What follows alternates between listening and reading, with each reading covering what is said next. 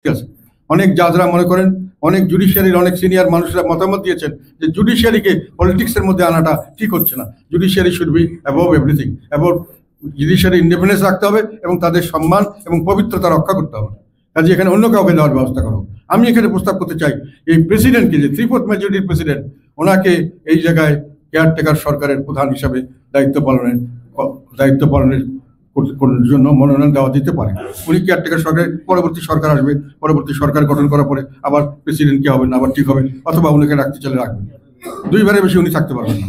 Second হলো, ওনার যে ক্ষমতার সবচেয়ে বড় সেটা হচ্ছে 48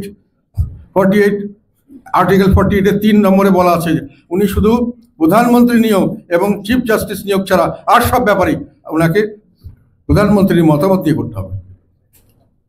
মতামত দেওয়ার জন্য সংবিধানে বলা আছে, এবং যেহেতু এখনকার বর্তমান পরিস্থিতিতে উনি যা বলবেন তাই করতে হবে, কাজে এর মাধ্যমে কিন্তু প্রধানমন্ত্রী হাইকোর্টকেও উনি কন্ট্রোল করতে পারেন, জুডিশিয়ারিকে, অন্যান্য কনস্টিটিউশনাল বডি সবগুলোকে প্রধানমন্ত্রী কন্ট্রোলে আনা যায়। যেহেতু প্রেসিডেন্টের মাধ্যমে যেগুলো দেওয়া হচ্ছে, প্রেসিডেন্ট ওনার সঙ্গে কথা ছাড়া হাইকোর্টের কোনো জাজ নিয়োগ করতে পারবেন না, প্রধান চিফ জাস্টিস নিয়োগ করতে পারবেন না, উনি কোনো দুর্নীতি দমন কমিশনের কাউকে নিয়োগ করতে পারবেন না, উনি কোনো নির্বাচন কমিশনার নিয়োগ করতে পারবেন না, সব করতে হবে প্রধানমন্ত্রীর নির্দেশে। এবং সেই কারণেই প্রেসিডেন্টকে এইটা থেকে ছুটানোর জন্য 48(3)কে আমি একটা সংশোধনী প্রস্তাব দিয়েছি। সেখানে বলছি প্রধানমন্ত্রীর নির্বাচন পরে উনি দিবেন স্বাভাবিক মেজরিটি পার্টি, আর চিফ জাস্টিসকে উনি দিবেন ইন্ডিপেন্ডেন্টলি, আর বাকিগুলোকেও উনি দেওয়ার জন্য সংবিধানে আমাদের সেইভাবে ব্যবস্থা রাখতে হবে, এবং সেই ব্যবস্থাটা প্রধানমন্ত্রীকে বাদ দিয়ে করতে হবে অন্যভাবে, সেটা আমরা প্রস্তাব করেছি। কাজেই ওইটার জন্য আমি মনে করি ওই সংশোধনীটি অত্যন্ত জরুরি, যে আমরা বোরিং লাগছে নাকি? এটা লম্বা বক্তৃতা দিচ্ছি, তো আমি দিচ্ছি কারণ এগুলো জিনিস অনেকেই অত ডিটেল ভাবে জানেন না বা বুঝেন না। আমি চেষ্টা করছি দেওয়ার জন্য যতটুকু সহজভাবে করা যায়। যে প্রেসিডেন্টকে যখন আমি এই পজিশনে দিব, তখন আমাকে প্রেসিডেন্টকে ওইভাবে শক্তিশালী করার জন্য ব্যবস্থা নিতে হবে, এবং সেইভাবে শক্তিশালী করার জন্য প্রথম কথা হলো ওনারকে ফ্রি করে দেওয়া হয়। তারপরে আমরা প্রস্তাব করেছি যে নির্বাচন কমিশনার নিয়োগ করবেন উনি, একটি সার্চ কমিটি গঠন করবেন প্রেসিডেন্ট নিজে, তার মধ্যে কিন্তু 1/3 মেম্বার্স বিরোধী দল থেকে নিতে হবে, সেই সার্চ কমিটি নির্বাচন কমিশন করবেন, এটা আমাদের প্রস্তাব। তারপর আমরা বলছি যে ওই হাইকোর্টের চিফ জাস্টিস থেকে শুরু করে অন্যান্য সব ব্যাপারে উনি ওই একটা কমিটি করা হবে, সেই কমিটি আমরা প্রস্তাব করেছি এখানে। সেই কমিটির মাধ্যমে চিফ জাস্টিস না, উচ্চ আদালত না, ওইটা পরে। আমি বলছি যে অন্যান্য যেগুলো কনস্টিটিউশনাল বডি আছে সেখানে আমরা একটা প্রস্তাব করেছি, একটা কমিটি।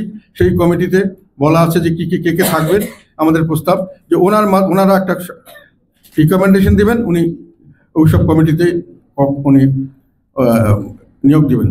আর একটা কিছু করার জন্য বলা হয়েছে, সেটা হলো এটা জুডিশিয়ারি আছে। আর হ্যাঁ, এরপরে আমি আসি জুডিশিয়ারিতে এখন পর্যন্ত কথা হলো যে জুডিশিয়ারি দুটো, একটা হলো সাবঅর্ডিনেট কোর্ট, একটা হলো ওই তোমার সুপ্রিম কোর্ট।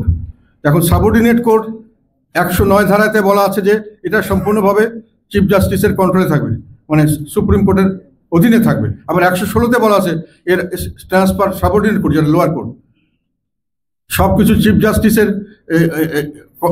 প্রেসিডেন্টের কন্ট্রোলে থাকবেন।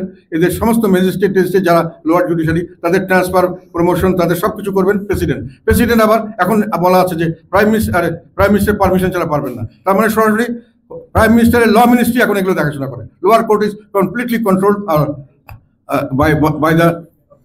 By the prime minister. তারা কোথায় কে যাবে, কোথায় কে পোস্টিং দেবে, কে কোথায় কি দেবে, কে কোথায় রায় দিবে, এগুলো ওনারা ঠিক করে দেন অনেক সময়। সেটা থেকে ছুটানোর জন্য আমি বলেছি যে এটাকেও জুডিশিয়ারিকে সেপারেট করতে হবে। 22 অনুচ্ছেদে বলা আসে judiciary must be separate.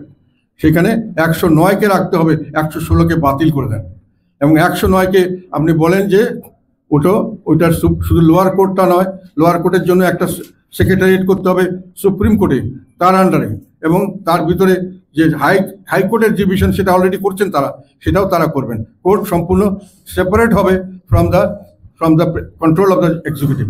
Prime minister control থেকে চলে আসবে, প্রেসিডেন্টের কন্ট্রোলে থাকবে না, এটা চিফ জাস্টিসের কন্ট্রোলে থাকবে। প্রেসিডেন্ট শুধু ফর্মালি রিকমেন্ড করবেন।